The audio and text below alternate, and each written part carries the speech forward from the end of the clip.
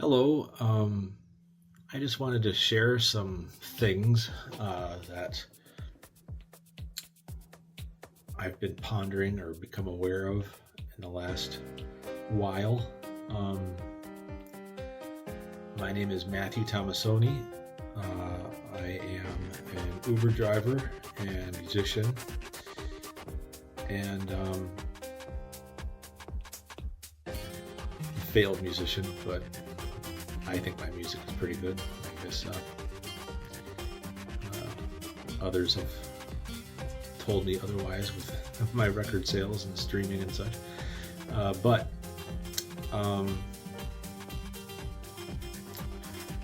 you can always check that out separately, and it's the music that's playing in the background. But I've always been fascinated with how the world works.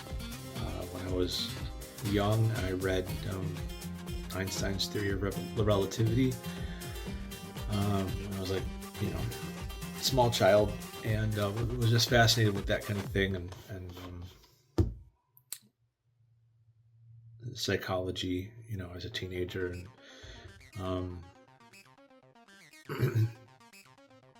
some of the big main books, Seven Habits of Highly Effective People, or 48 Laws of Power, things of that nature. And I always studied science, like the nature of our world, and was a devout Christian most of my life. And I started studying science, and I became an atheist. And that's your job. I'm not going to go into all of it, but there's plenty of resources out there if you want to find out about that for yourself. Good references are, George Carlin, Robin Williams, other comedians, the guy that did all the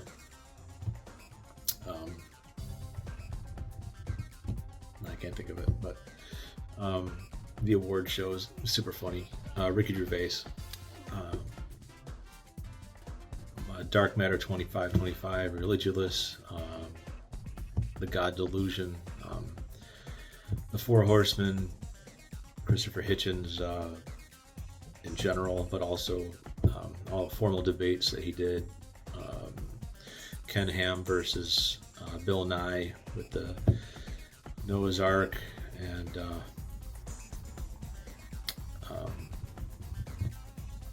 God's Not Great, How Religion Poisons Everything. It's a book. Bunch of stuff.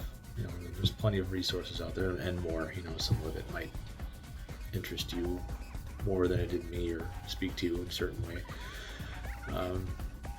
One of the Four Horsemen was not very interesting to me. The older guy with the white beard, I don't even know his name.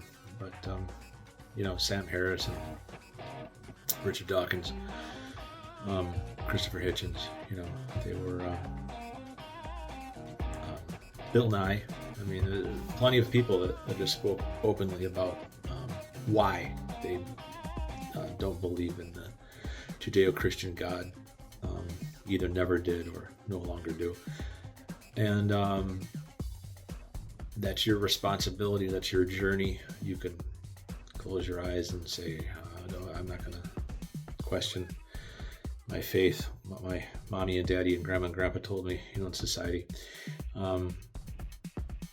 It took me 9 months, so, I don't blame you. It took me 9 months of diligent research, and the accusations are many, since I came out as a atheist, and it was a coming out process. I knew I was an atheist for a while before I said anything, and, accusations even there, that I kept it for the proper timing for my own, self-interests or whatever. A lot of backlash, but doesn't really change my life. Didn't really change anything. I mean, I was basic atheism for about 7 years, and basic atheism meaning like the understanding that you're dead and then that's it. You didn't exist 200 years ago, and there was darkness and nothing, and 200 years from now, as far as my consciousness is concerned, there will be darkness and nothing. And that's what science showed, and our consciousness and understanding of things are a firing of the neurons inside of our brain that create our reality, and that's who we are, and that's fine. That's what most atheists would purport and teach and show, that everything that we are is the monkey brain that's evolved, with the lizard brain inside of that, and we've got our hippocampus, and we feel emotions, and you can do DMT, and it's all just a reaction, or acid or mushrooms, or whatever experience you might think you have, that near-death experience, that's oxygen deprived brain hallucinates. You dream every night, a bunch of fantasies that aren't real. You see them, you feel them, maybe not feel them, but you experience these dreams, but they're not real, and that these experiences also aren't real. That's basic atheism, science. It's just if you can't measure it, it's not real. Obviously, we all have feelings and love, and I wrote a book of miracles, 365 miracles, and it's one of the 3 books that I wrote, and so it was hard to reconcile basic atheism with that book. And not all of them were first-hand experiences. Maybe half were first-hand experiences, and the other ones were compilations of people that I met or stories that I found, and just put them in there, and without copyright. Maybe some of them were copyrighted. I don't know. I guess I'll find out if I ever publish it. But the point being is, like, well, what about these premonitions? What about these miracles, small or great, that I experienced? How do you put that into basic atheism? I mean, we can just prove the Judeo-Christian text, and therefore every religion that comes from it, and that's Islam and Christianity and Catholicism and Mormonism and the JWs, and whatever other offshoot you can say that you're a part of, or want to tickle your fancy with.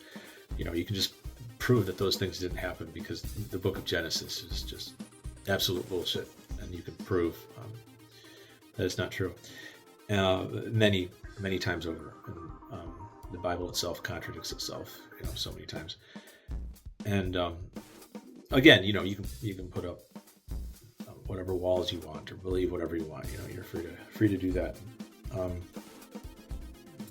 Get together with people who think whatever you think, and be foundationalized in that. And probably anybody who does have those walls, they're terrified that they're going to go to hell if they don't believe. They're going to be eternally tortured, whether it be the Muslim torture of hell or the Christian torture of hell. You're afraid that without the belief, you're going to go to hell, because that's how you get out. It's through the belief, or depending on which branch, Catholicism or Islam, following the rules. Some are more stringent than others. Other people you just have to believe, or accept Jesus Christ as your own personal Lord and Savior, which isn't in the Bible, by the way. But that's a terrifying prospect. So it keeps a lot of people from even questioning it. They'll just die at an old age, never questioning, because they're scared to. But I was not afraid to find out the truth, and I became an atheist. So, and that was fine. But it left a little bit of emptiness, like you just kind of think, well, that's it, and you don't change your morality. Like maybe you feel more okay with certain Christian-based sins, or speeding down the highway. You don't think, oh, God's watching me. I better stop sinning and do the speed limit. Like, you don't think those kind of things, which I did as a Christian. But not much changes, because atheists actually have like the lowest crime rate, because we don't want to go to prison. We think that this is it, so we want this life to be as best as possible. So there's more of a reason to live your life wisely if you think that this is the only life. But there was an emptiness, even a darkness, in that feeling that this is it. And so with that, I just went forward, with life, about 7 years, watched my kids grow, stopped going to church, of course, dealt with the nagging, whining, screaming portions of my wife's attitude toward, my changing, that was not good.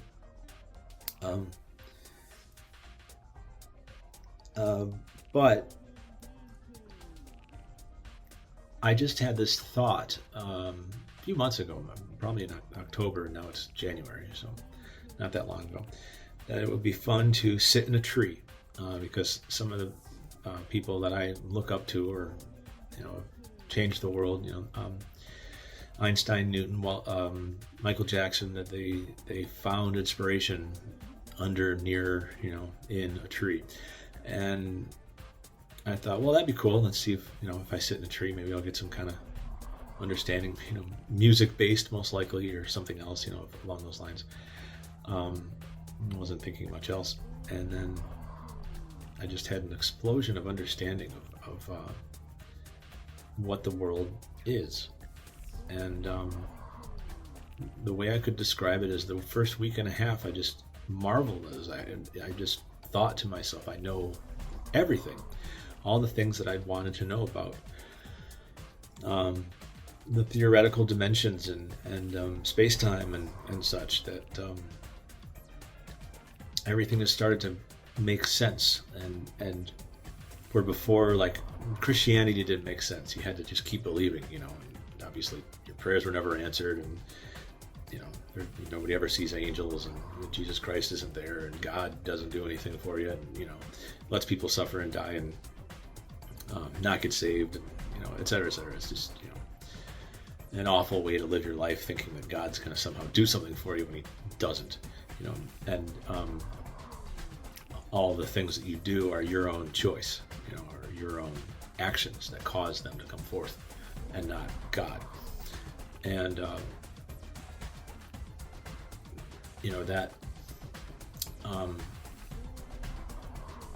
that all changed for me when I watched a couple NDEs, or near-death experiences. They just told their story, a few of them probably,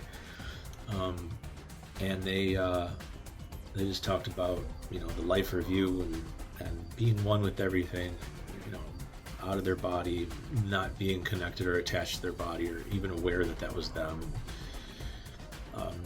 Guiding forces, and then some of them in hellscapes, some of them saw religious figures, even Jesus Christ. Some of them said that they saw, and several of them actually, I'm not going to be dishonest to say that that's not part of the testimonies of people. I know that in science you can't use testimony because it needs to be somehow proven and measured and repeated and reviewed, and etc. And but in your own personal life, in a court of law, and even in science, there are certain things where you can only guess or only hear your testimony, and you can draw your own conclusions, take things with a grain of salt going forward, listening to them, try not to be deceived and blown around by every wind of information that comes your way.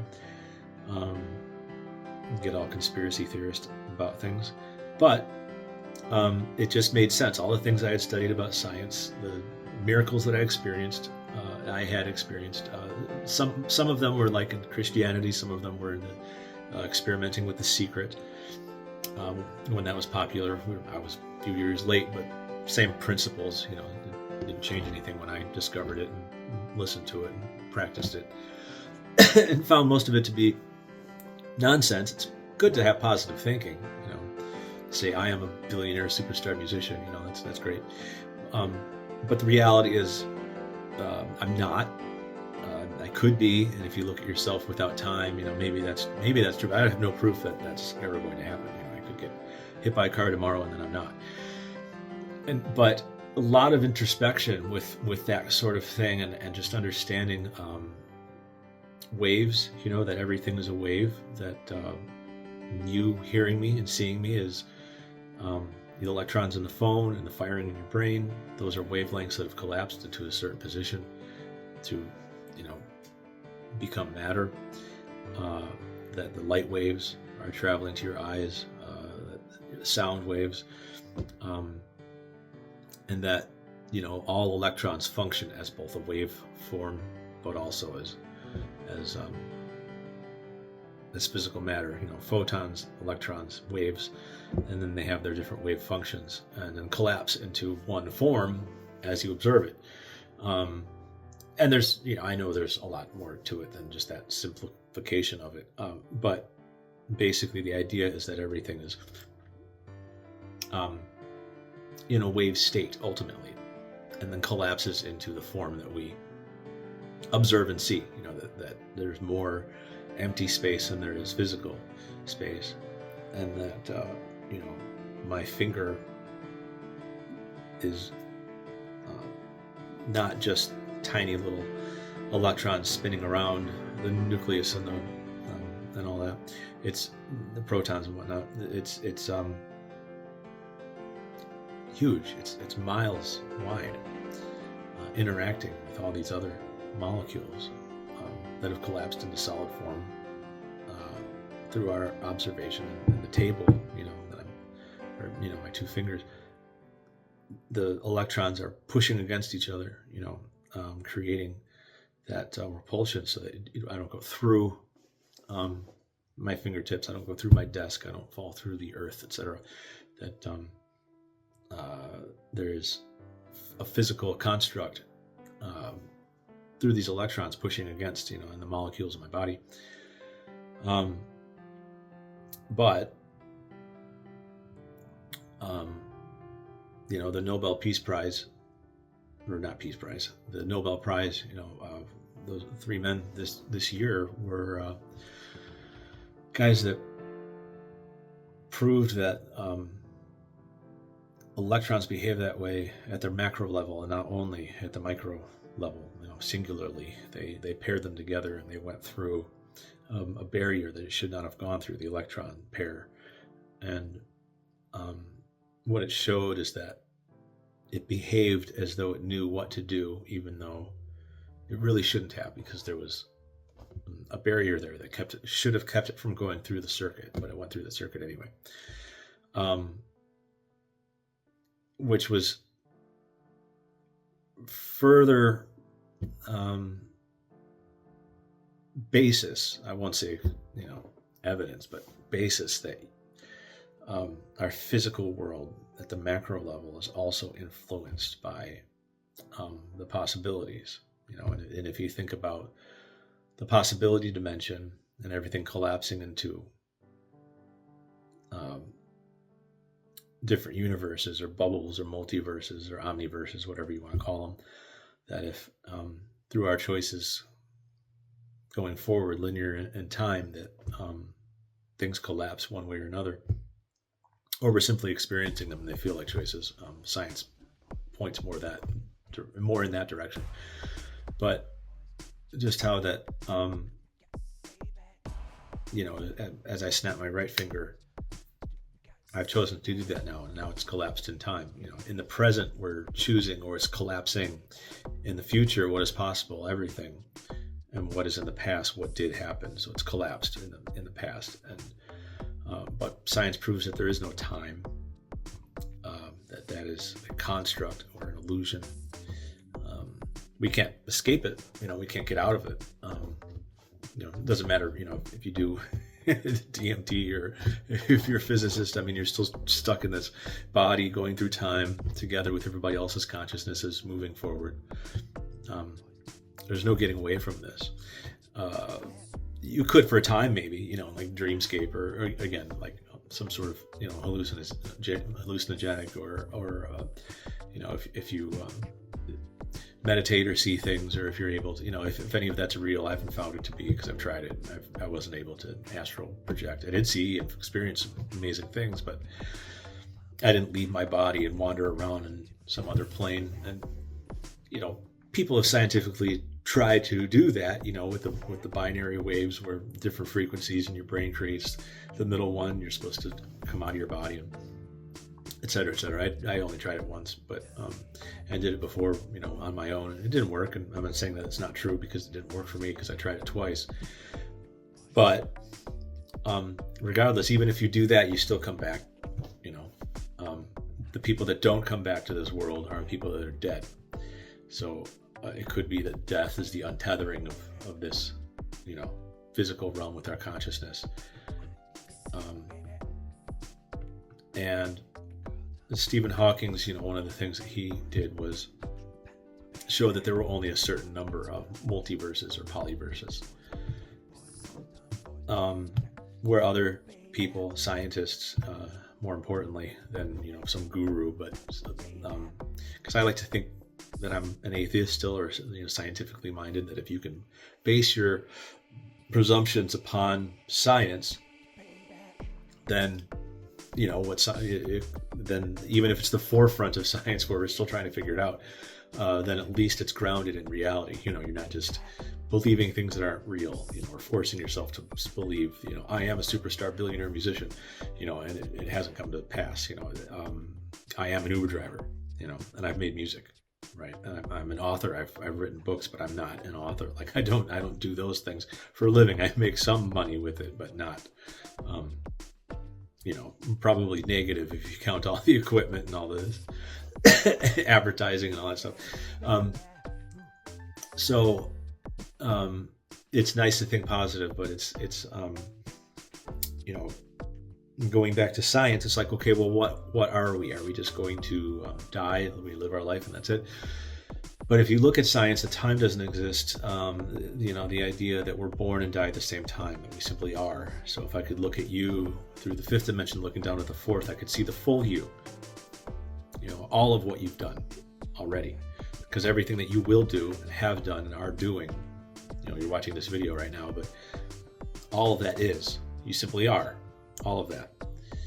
And then whether it's a certain number of polyverses, or whether it's all things everywhere all at once, an infinite unfolding of everything that could be, simply collapsing into this one Planck length of time as we move forward through it, in this construct, in this physical body, and with these memories and experiences and such that you have that are different from mine.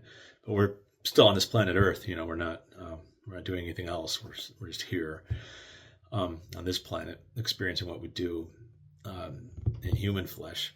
So if all of those also exist, then you could look down, from the sixth dimension, and look down to the fifth, which would be the choice or the possibility realm of all the different versions of you and or the universe. I mean, there's more universes where you don't exist than or I exist than have us, because life is so fine-tuned.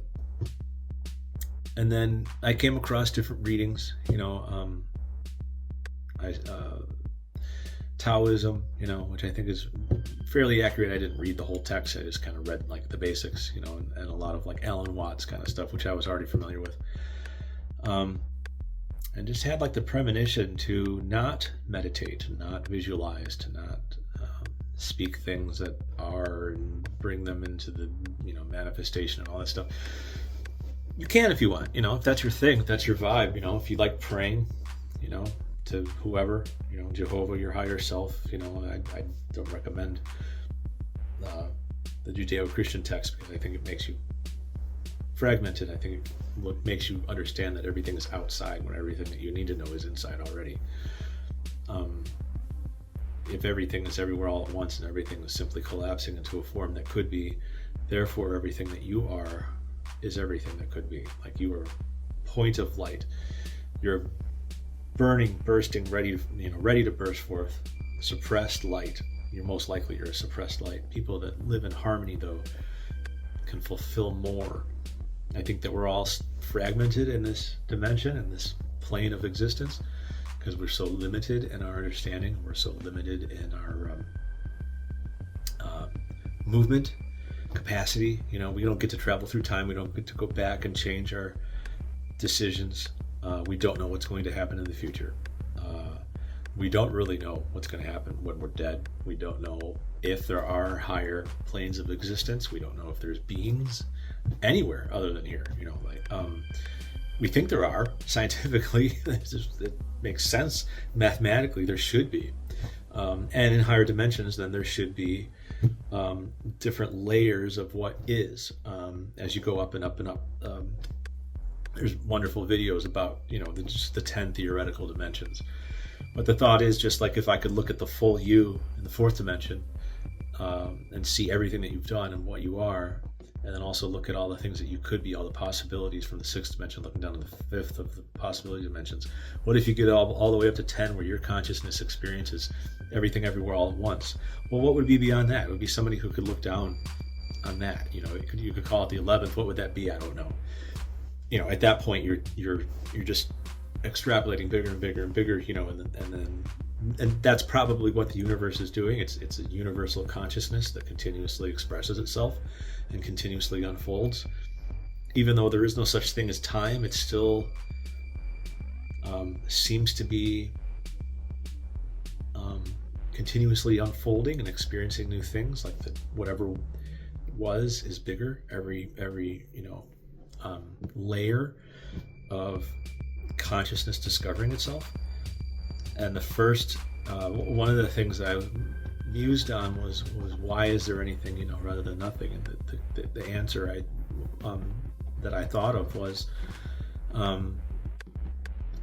because that was the first duality. The first duality had been described like male and female, so that they could experience one another and have a different viewpoint. But no, I think it was just nothing and something existing. That was probably the first duality, that once something exists, then nothing could never exist again. You'll probably never stop experiencing whatever that means, whether you wake up out of like a dream state and you're somewhere else, in some other plane of consciousness, even if it's your ego and your memories or not. And that's just, that's wild. That's not what science says, but if you take it back to science, it's like, well, what are we? We are one possibility of continuously unfolding multiverse of what could be, whether it's a certain amount, like Stephen Hawking said, or whether it's everything everywhere all at once, just infinitesimal waves that are collapsing into a certain form. Empty space, positrons and electrons appearing and or oscillating in and out of time. Empty space is not truly empty, because there's the infinite that could happen. And dark matter, all of these things that are at the cusp of what we're studying. We don't understand them totally. Stephen Hawking just did that about, the multiverses. Just the idea of a multiverse is highly theoretical. We know about the spins and the collapsing. We've known about this since the 1920s. Like the slit experiment. And we've known about time and proven time. Our GPS has to continuously be recalibrated so that we can have them function, because they're going and they're falling into time. They're moving forward into time relative to us, because their speed is faster relative to us. And if our time is constructed relative to speed and or gravity, then our time is most likely constructed from a black hole that's in the middle of the Milky Way, and we spin around it and have its gravitational pull, an effect on us, but we also have the sun and the earth and the moon, but those are, they don't affect us as greatly as far as space-time goes and time goes. But possibly without that, we would not experience time. We would simply be. I don't know. This physical form, this type of reality that we're in, this universe, is a universe of entropy. So it's going from point A to point B, through time. But as all these things, move forward, it seems as though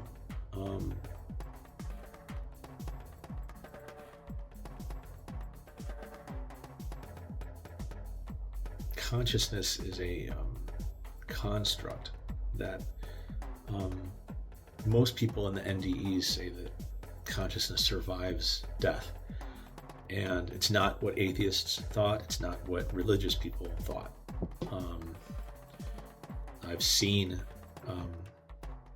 well, I don't know if it's true, so I'm not going to share that, but I haven't really looked into that one. But I've seen some of the ideas, like remote viewers or the Gnostics, that this is a prison world and there's higher dimensional beings that are, using our power and,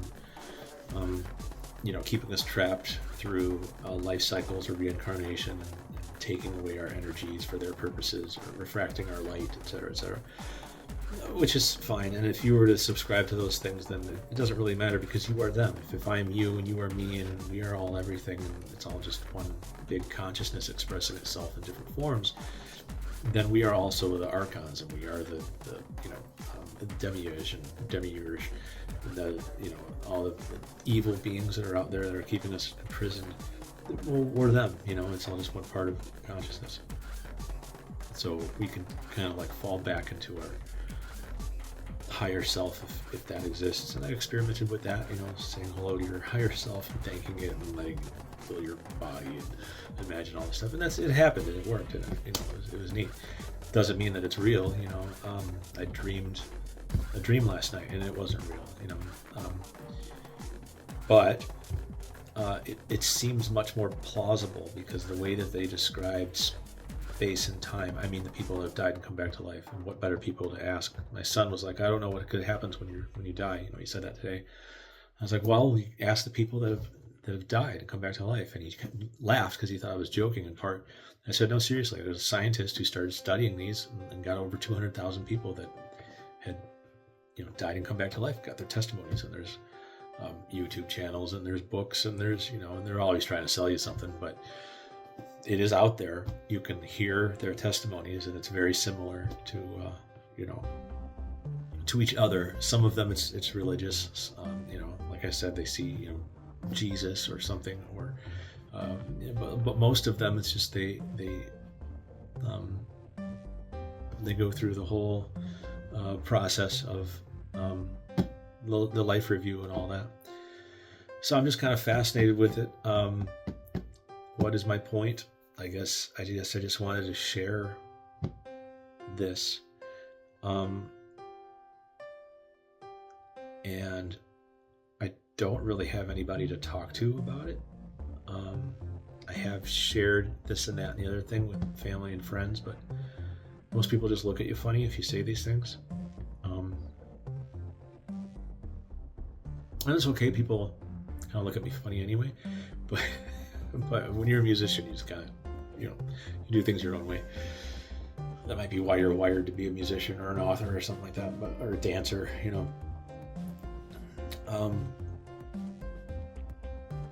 But I guess I just wanted to share that, and I just felt compelled to share what I know, not knowing what I would say, because I think my favorite speeches are the ones that are non-scripted, and the worst ones are the ones that are. You've seen them, graduations or whatever. I'd like to thank everyone. It's awful. Because I'd rather see the passion in somebody talking, even if they're meandering. Do I have a point?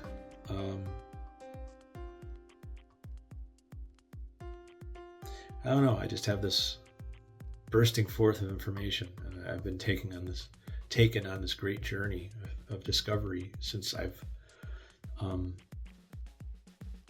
had these things happen to me, and most of my revelations were on a bike ride. Some of them were laying in bed. Some of them were, YouTube videos. Which my wife, you just listen to me.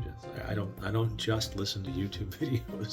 Some of them are just confirmations of what I already thought, and some of them are silly, and some of them, that I just think, I'm not gonna do that, like computer generated nonsense, and some of them are, no, that's interesting. I don't know, I haven't got to it yet. Maybe I will,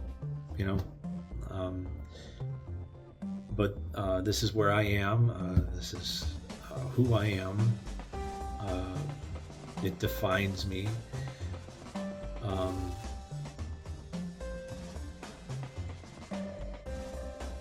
That's it. Hope it's helpful. Well, maybe that's not the point. Maybe the point is just, here it is.